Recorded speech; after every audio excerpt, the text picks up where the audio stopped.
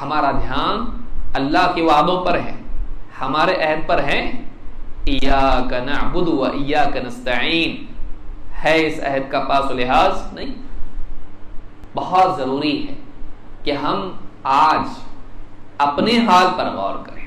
ہم حالات پہ تو بہت غور کر رہے ہیں، ہاں، چائے کی پیالیاں ٹکرا کے ہوٹلوں پہ، میٹنگز میں، یہاں وہاں، حالات بہت خراب ہے، حالات بہت خراب ہے، کچھ کرنا چاہیے، معلوم نہیں کیا ہوگا آگے، فکریں، ڈسکشن ہو گیا، گھر پہ آئے، ہاں، بنین پہن کے، لنگی پہن کے سو کے خر خر خر رات بھر چل رہا، پھر اگلے دن کہیں ملے، حالات بہت خراب ہیں۔